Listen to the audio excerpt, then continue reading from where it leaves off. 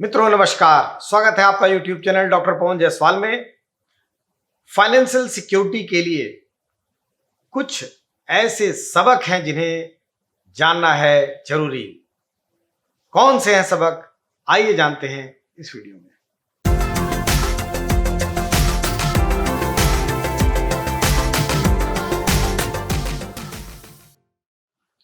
मित्रों, कोविड-19 अर्थात कोरोना महामारी के चलते जो अप्रैल 2020 से आर्थिक उथल पुथल हुई,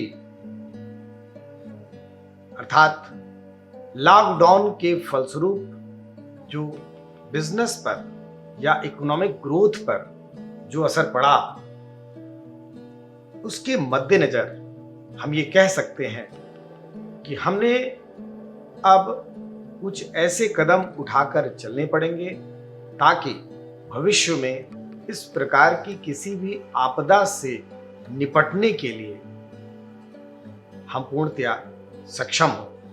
हमें माइग्रेट ना करना पड़े, हमें मेंटली या फिजिकली किसी प्रकार का स्ट्रेस ना आए। तो अपनी इस महामारी के दौरान जो डिफरेंट लोगों से बातचीत हुई, जो डिफरेंट प्रकार के ओपिनियंस आए या जो विभिन्न प्रकार से लोगों को राय दी गई या जो पत्र पत्रिकाओं के माध्यम से जो रिकमेंडेटरी लेख आए, उसके हिसाब से कुछ एक सबक या कुछ पाठ सामने आते हैं जिन्हें मैं आपके सामने प्रस्तुत करना चाहता हूं। आपको होपफुली बहुत इंटरेस्टिंग लगेगा। सबसे पहली बात, ऐसे लोग जो व्यापार या पेशे में लगे हैं उनके लिए कि वो अपने आय के एक से अधिक स्रोतों को डेवलप करें। यदि आपके इनकम का सिंगल कोई सोर्स है, एक कोई हिडन सोर्स अब आपको डेवलप करना पड़ेगा, ताकि इस तरीके की परिस्थितियों में यदि जब आपको लंबे अवधि के लिए कोई आय न दिखती हो तो उसकी दूसरे स्रोत की रेगुलरिटी से आप अपनी रोटी कपड़ा मकान और अन्य चिकित्सा शिक्षा स्वास्थ्य से संबंधित खर्चों को आप मीट आउट कर पाए। तो ध्यान रखिएगा, अब और अभी से आपके मस्तिष्क में यह प्रश्न चलते रहना चाहिए, अनवरत चलते रहना चाहिए कि हम अपने आय का अन्य और आय के करंट आय के साथ साथ अन्य आय का भी विकल्प डेवलप अवश्य करें। वैसे हमारे देश में केंद्र सरकार ने अब आत्मनिर्भर भारत की तरफ एक कदम उठाया है, तगड़ा कदम उठाया है। इस आत्मनिर्भर भारत के अंतर्गत भारत सरकार द्वारा, राज्य सरकारों द्वारा मिलने वाली सब्सिडी, मिलने वाली सुविधाएं और मिलने वाली तमाम तरह के असिस्टेंस का आप अध्ययन करिए और कोशिश करिए कि छोटा सा ही सही लेकिन कोई एक विकल्प अवश्य डेवलप कर लिया जाए। यह पाठ व्यापारी और पेशेवरों के लिए था। दूसरा पाठ है वेतन भोगियों के लिए। वेतन भोगियों के लिए यह आसान नहीं होता है कि वो आय का कोई दूसरा विकल्प डेवलप कर ले, चूँकि उनके एम्प्लॉयर द्वारा उन्हें एनओसी देनी पड़ती है। कई तरह की बातें और होती हैं जहाँ पे वो किसी दूसरे एम्प्लॉयर के साथ कार्य नहीं कर सकते हैं, कोई बिजनेस नहीं कर सकते हैं। बिजनेस एम्प्लॉयर का अपना एक प्रोटोकॉल होता है जो एम्प्लॉइज़ को फॉलो करना पड़ता है, खास तौर से सेंट्रल और स्टेट गवर्नमेंट के एम्प्लॉइज़ को या बड़ी बड़ी कंपनियों में जो कार्यरत होते हैं कॉर्पोरेट्स को, उन्हें कुछ अपने नियम संहिताओं का पालन करना पड़ता है, तो वो कोई दूसरा स्रोत डेवलप नहीं कर सकते हैं। ऐसे में वो क्या करें?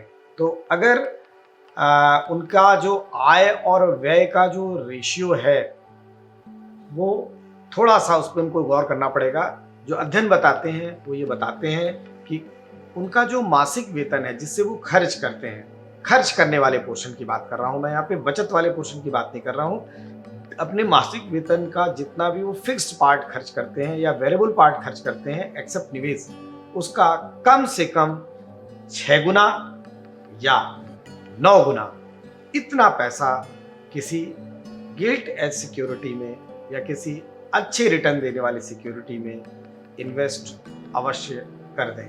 अर्थात नौकरी पेशा लोगों से उम्मीद की जाती है इस पैंडेमिक को देखते हुए कि उनके पास एट ए टाइम उनके प्रति माह होने वाले कमिटेड और वेरिएबल खर्चों का 6 गुना से लेकर 9 गुना तक रिजर्व उनके पास अवश्य होना चाहिए ताकि विषम परिस्थितियों में उन्हें निकलने में आसानी हो जाए।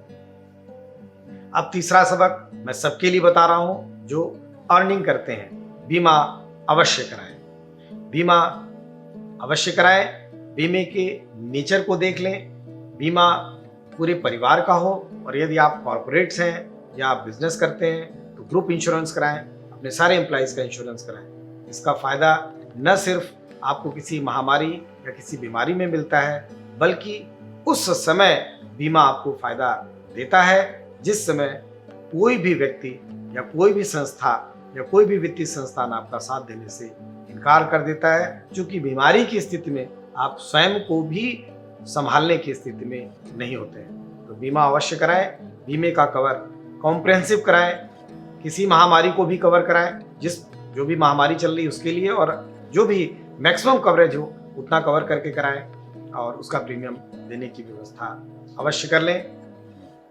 साथ ही तीसरा जो महत्वपूर्ण सबक है वो ये है कि जहाँ पे भी आप पैसा इन्वेस्ट कर रहे हैं या जहाँ पे भी आप रुपये को बाजार में डालते हैं, यानी कि कैपिटलाइज करते हैं, ध्यान रखिए जब भी बाजार में कभी जोखिम बढ़े, बाजार में जब जोखिम की संभावनाएं ज़्यादा हों, तो उस केस में आप अपने पैसे को तुरंत विड्रॉ कर लीजिए, निकाल लीजिए, क्योंकि आपके पास जो धन है वो आपका अपना धन है। पैसा पर ब्याज या बोनस या कमीशन बढ़ाने की लालच में आप अपने पैसे को डुबो ना दें, ये ध्यान रखिएगा। वैसे तो केंद्र और राज्य सरकार ने तमाम ऐसे नियम कानून बनाए हैं वित्तीय स्थायित्व के लिए, वित्तीय सुरक्षा के लिए, जिसमें किसी भी संस्था का भागना, किसी भी संस्था का डूबना वैसे तो संभव नहीं है। फिर भी जब महामारी जनित कोई पीड़ा आती है तो उसमें काफ़ी समस्याएं आ जाती हैं। ऐसे में जोखिम के पीरियड में, यानी कि अगर इलेक्शंस चल रहे हों, महामारी आई हो, बाजार में उठापटक ज़्यादा चल रही हो, विदेशों दूसरे देशों से युद्ध की संभावना हो, ऐसे में कोशिश यही करिए कि आप अपना धन निकाल कर विड्रॉ करके अपने पास रख लीजिए।